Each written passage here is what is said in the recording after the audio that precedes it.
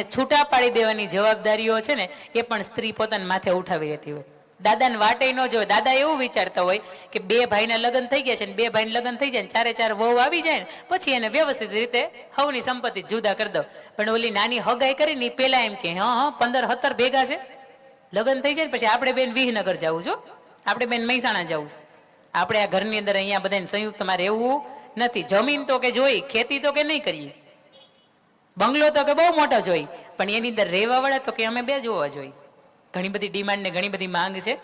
પણ આમ કહેવાય કે અહલ્યા દ્રૌપદી સીતા તારા મંદોદરી તથા પંચકન્યા સ્મરે નિત્યમ મહાપાતક નાશનમ.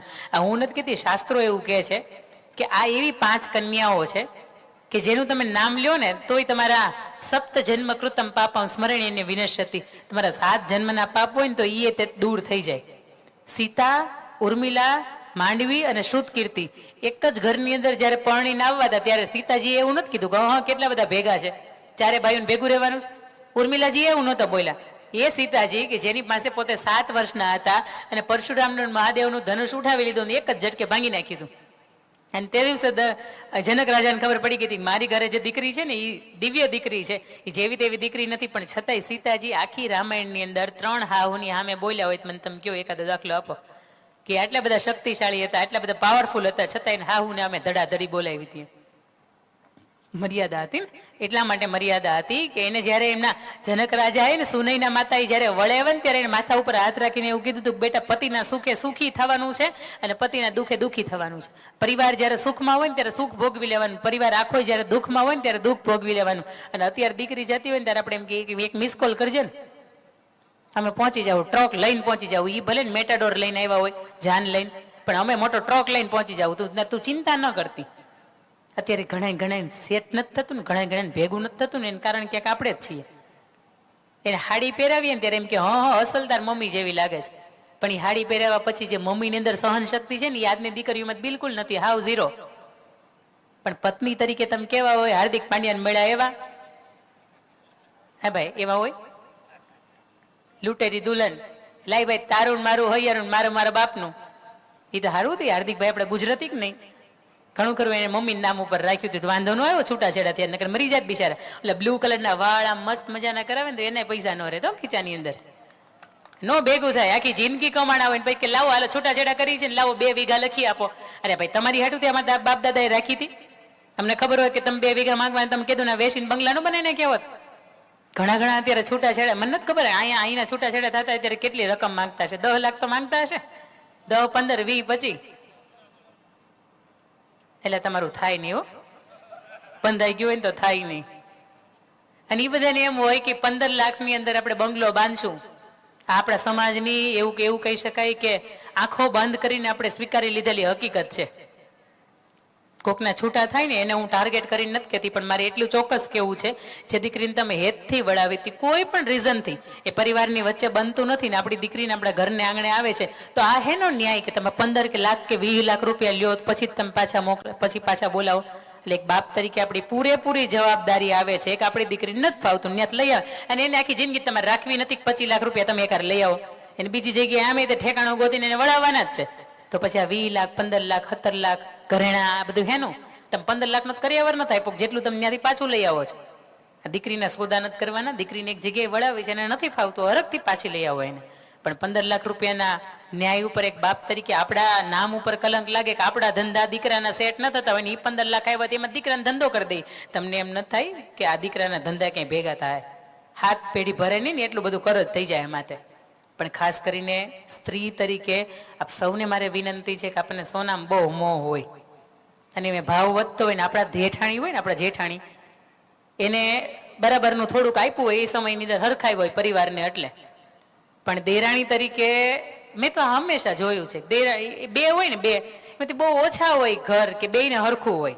બાકી એકને છે ને એવું કીધું હોય કે ભાઈ થોડોક ભાવ ઘટશે ને ત્યારે કરાવી દેવું અથવા તો તમારો પ્રસંગ આવશે ને ત્યારે તમને કરાવી દેવું પણ એ પછી પ્રમાણે થયું ન હોય એટલે તમે વાટ જોતા હોય કે હા હવે આપણે કઈ.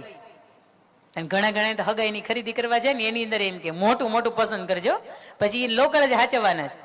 પણ આજની દીકરીઓ થોડીક સમજદાર છે કે એને ખબર છે કે મારે જેવું પહેરવાનું છે ને એવું જ પસંદ કરવાનું છે. એટલે આવી સમજદારી છે ને તમારી અંદર એને મારે વંદન છે.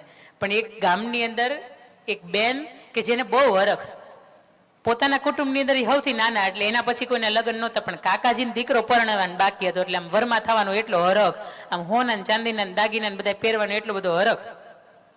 પણ બન્યું એવું કે હજી એના લગ્ન આવે ને ત્યાં સુધી મેં એના પતિની માથે એટલું બધું કરજ થઈ ગયું. ગામના મુખી હતા, ગામના સરપંચ હતા એના પતિ, પણ પતિની ઉપર એટલું બધું કરજ થઈ ગયું એટલે પોતાના જેટલા પણ ઘરેણા હતા ને પોતાના બધા એને પતિને દઈ દીધા હતા, ભાઈ તમે કરજ પૂરી દો. બને એવું કે લગ્નની અંદર માંડવાની અંદર બધાએ બેઠા છે અને આ સ્ત્રી પણ આવી છે, લાલ કલરની સુંદર મજાની સાડી પહેરી છે, ચાંદલો કર્યો, સેથો કર્યો, ઘરની પોતાના હાથની અંદર લાલ કલરની બંગડીઓ પહેરી છે, નાકના દાણા સિવાય પોતાની પાસે એક પણ હોનું છે ને એ સાચું પોતાનું આભૂષણ છે એ પહેર્યું નથી. એટલે અંદરો અંદર બાયું વાતું કરે. અમથી તા બહુ મોટી મોટી કરતી હતી કે ના દિયર પૌણે ત્યારે તમારે બહુ હરખ છે, આના ઘરેણું કાં નથી પહેર્યું. અને એક બેન થી જ રહેવાનું ને આખા બોલા બેન તે એને પૂછ્યું કે બેન આ તારા હગો દેરનો દીકરો ન થાય? ના હગા દેરના દીકરા જ થાય. તો કે તમે કેમ આ ઘરનો પ્રસંગ છે ને છતાંય ઘરેણું નથી પહેર્યું? તારું ઘરેણું ક્યાં છે હે બાઈ? અને તે દિવસે બાઈ સરસ જ હજુ તો કઈ જવાબ આપે નહીં. પેલા થોડીક વાર થાય ને ત્યાં ભાઈઓની જે બેઠક હોય ને એની અંદર આવતું હોય, આવો આવો મુખી બાપા તમે અહીંયા બેસી જાઓ, તમે અહીંયા બેસી જાઓ, તમે અહીંયા બેસી જાઓ. વાટ જોતા હોય કે મુખીને અહીંયા મારા બાજુમાં બેહાડ્યું. અને એ સ્ત્રી સામેથી લાંબો હાથ કરીને એવું કે મારું સાચું ઘરેણું છે ને અહીંયા છે. આ સમજદારી છે ને એની અંદર મજા છે. તમને એમ થાય કે કોરોનાની અંદર આપણી કેટલી બધી સંપત્તિ હતી બધા ઘરની અંદર વપરાઈ ગઈ. તમને એમ થાય કે ઘણા સમય પહેલા નોટબંધી થઈ હતી, માંડ થોડાક ભેગા કર્યા હતા અને મોદી સરકારે નોટ બદલી કરી નાખી, તેની અંદર આપણી વપરાઈ ગઈ. પણ આપ સૌને મારે બે હાથ જોડીને વિનંતી છે કે આપણો પુરુષ, આપણો ભાઈ હોય, પિતાશ્રી હોય, પતિ હોય, સસરા હોય, ઘરને આંગણે હાંજે થાક્યા પાક્યા આવે ને એટલે આપણે દેવી શક્તિ છીએ. ઈશ્વરે આપણને શક્તિ કીધું છે ને આ બધાને સહન શક્તિ કીધું છે. એ ઘરને આંગણે આવે ને એટલે એના ચહેરા જોઈ જોઈને તમે ઓળખી જાઓ કે એને કોઈ આર્થિક કટોકટી છે કે નહીં, એને કોઈ સંકટ છે કે નહીં. તમે આજ સુધી જોયું ભાઈઓને ટાલ પડે, તમારે ન પડે. એનું કારણ શું ખબર? આપણને કઈ ચિંતા જ ન હોય. કોનું ટેન્શન લેવાનું? ભાઈ કમાવાળા ઘણું કમાય છે, વાપરો. બપોર 2 થી 5 આપણે રીલ્સ જોવાનો ધંધો કરીએ.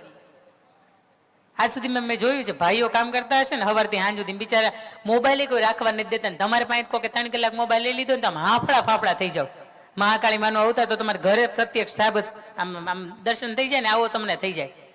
ઘરની અંદર બપોર 2 થી 5 રીલ્સ જોઈ કે સસ્તું ક્યાં મળે, સારું ક્યાં મળે. પણ પુરુષ આપણો થાક્યો પાક્યો ઘેર આવે ને તો એને એક પણ જાતની ફરિયાદ નહીં કરતા, ખાલી ટાઢો હોય ને પાણીની ગ્લાસી પાવાનો અને એનું મોઢું જોઈને એવું કહેવાનું કે હે મને ચિંતા હોય એવું દેખાય છે. કઈ ચિંતા છે? કઈ કરત થઈ ગયું? આવું કાંઈ છે?